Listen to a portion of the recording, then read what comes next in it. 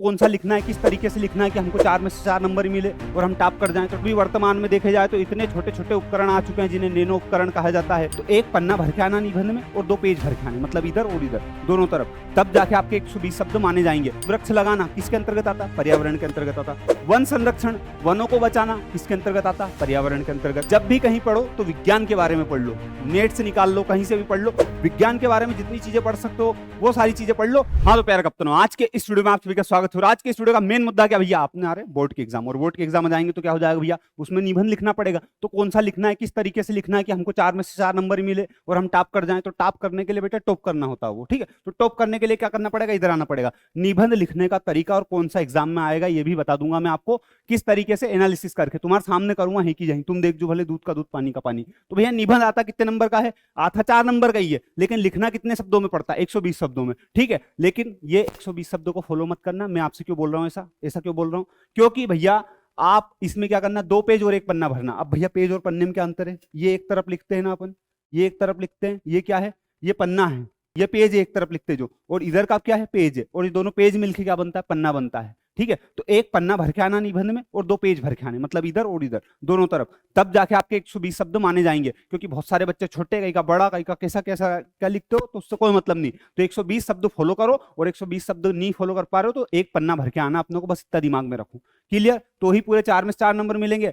1.5 पन्ना 3 पन्ने भर दिए तो फिर कोई मतलब नहीं निकलेगा जीवन का। अब बात करें भैया कितने पॉइंट लिखना है, तो देखो पॉइंट आपको लिखना कैसा, जैसे एक होता है क्या, प्रस्तावना, लिख दिया अपन ने प्रस्तावना, ठीक है, प्रस्तावना। फिर दूसरा पॉइंट लिख दिया, फिर तीसरा लिख दिया, फिर चौथा लिख दिया, फिर 5वां लिख दिया। अगर मान लो आपसे पॉइंट नहीं बन पा रहे वहां पे, तो कम से कम रोते मरते रेंगते कैसे भी करके 5 तो लिखना ही है। और 5वां क्या हो सकता, उपसंहार आपका, ठीक है, 5वां पॉइंट उपसंहार। लेकिन मैं कहता हूं कि कम से कम 5 और ज्यादा से ज्यादा कितने, 7 पॉइंट। ऐसा भी नहीं कि कई का टॉपिक ऐसा जिसपे अपने को बहुत याद है तो दिए गए 3-4 पन्ने भर दिए। 7 पॉइंट से ज्यादा नहीं, समझ में आई? 7 पॉइंट से ज्यादा बिल्कुल नहीं बेटा, 7 पॉइंट से ज्यादा बिल्कुल नहीं होना। 4 नंबर का ये वो, कोई अपने को 10-20 नंबर नहीं मिलेंगे उसमें, और 5 से बिल्कुल कम नहीं होना। तब जाके आपके नंबर कितने मिल जाएंगे, आपको बाकायदा 4 मिलेंगे, और वो भी सही साट लिखोगे तो। नहीं तो भैया ने की थी 7 पॉइंट लिख दो हमको नंबर मिलेंगे, 7 पॉइंट में नंबर नहीं मिलेंगे, व्यवस्थित लिखोगे तो मिलेंगे, ठीक है। अब बात करें भैया कि निबंध कौन सा आएगा, यूं बताओ तुम तो निबंध बेटा देखो आपकी इसमें कैटेगरी बैठी हुई है 10th के उसमें, लेकिन बहुत सारे बच्चे, क्या बहुत सारे टीचरों को नहीं पता है, ठीक है, और बच्चों को तो नहीं पता, बिल्कुल ही नहीं मालूम। वो क्या समस्या है कि आपकी एक कैटेगरी है इसमें विज्ञान की, एक कैटेगरी है पर्यावरण की, एक कैटेगरी है भैया किसकी, समाज की, और दूसरी कैटेगरी एक और लास्ट वाली आती करंट की, करंट मुद्दे की। जैसे कोविड-19 का एक निबंध आया था आज से 2 साल पहले, ठीक है, तो ये कोविड का था, करंट मुद्दों पे बात करते हैं जिसमें, ठीक है। तो ये सारे हटाओ। अब ये इन पे भैया आपने कलर क्यों लिखे, क्योंकि सबसे ज्यादा ग्रीन जोन में कौन आता, विज्ञान पर्यावरण, उसके बाद में येलो में कौन आता, समाज, और इसमें कौन आता, करंट। समाज में जैसे दहेज प्रथा आने की, आए ही नहीं, आज तक नहीं आया, लेकिन आ सकता है समाज में, ठीक है। नारी के संबंध में आ सकता है, ठीक है, ये सारे समाज से रिलेटेड टॉपिक है। कोविड-19 का जो आया था वो किससे रिलेटेड है, वो भैया करंट मुद्दे से रिलेटेड है। अब बात करते हैं विज्ञान और पर्यावरण। तो देखो हर साल आपके उसमें ऑप्शन मिलते हैं, आपको कितने ऑप्शन मिलते हैं, 3 से 4 ऑप्शन मिलते हैं, एक से ज्यादा ही मिलते हैं। और उसमें पहला ऑप्शन आपका रहेगा क्या, विज्ञान से रिलेटेड, दूसरा ऑप्शन रहता है पर्यावरण से रिलेटेड, तीसरा रहता है समाज से, चौथा रहता है करंट मुद्दे का। या जरूरी नहीं करंट का हो, खेलकूद का भी हो सकता है, कोई और भी हो सकता है। तो आपको क्या करना है, अब आप क्या करते हो, आपने नारी का निबंध भी याद कर लिया, दहेज का भी याद कर लिया, कंप्यूटर का भी याद कर लिया, ये भी कर लिया, वो कभी कर लिया, बेटा सारी चीजें याद कर लोगे कोई मतलब नहीं है। पूरे सिस्टम हटा दो, 2 जगह ध्यान केंद्रित करो कि इन सबको पढ़ना ही नहीं है, समाज का, नारी का, इनका कोई का पढ़ना ही नहीं है। क्योंकि अपना ये याद रखो कि ये 2 कैटेगरी के निबंध हर साल आते हैं। कैसे आते हैं सर, हमको बता दो सबूत के साथ। अब हाल ही ये लो इधर आप, ये है। तो विज्ञान का पहला मुद्दा, और पहले एक चीज और बता दूं, विज्ञान के अंदर ही कंप्यूटर आता है आपका। विज्ञान क्या अलग से चीज है, विज्ञान, कंप्यूटर क्या जानवर है क्या बेचारा, विज्ञान के अंदर ही तो आएगा। तो इस कंप्यूटर के टॉपिक भी विज्ञान के अंतर्गत ही आते हैं, ठीक है।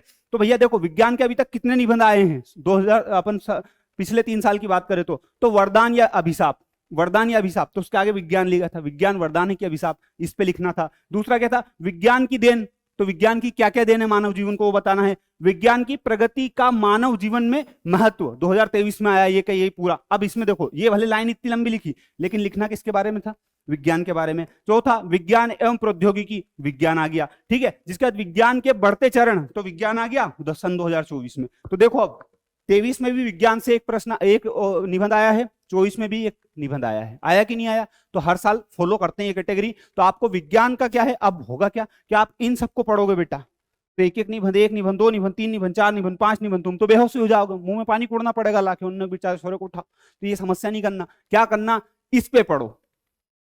जब भी कहीं पढ़ो तो विज्ञान के बारे में पढ़ लो, नेट से निकाल लो, कहीं से भी पढ़ लो, विज्ञान के बारे में जितनी चीजें पढ़ सकते हो वो सारी चीजें पढ़ लो, और वहां पे जाके शब्दों में पिरोना आना चाहिए बस तुमको। अब तुम्हारे सामने मान लो थोड़ी देर के लिए विज्ञान की प्रगति का मानव जीवन में महत्व, तो ये मत सोचो कि बोर्ड एग्जाम में लिखना है। बोर्ड एग्जाम में लिखते वक्त ये सोचो कि मेरे साइड में मेरा दोस्त बैठा है, मैं उसको बता रहा हूं। और दोस्तों को आप कैसे बताते हो कि भैया क्या है, विज्ञान की प्रगति का मानव जीवन में महत्व। तो अपन दोस्तों को बोलते ना यार विज्ञान, पहला मैं सोचता तो भेज रहा जो घड़ी आती आ जाए, लेकिन आज घड़ी आ गई यार, ऐसे फोन लग जाए।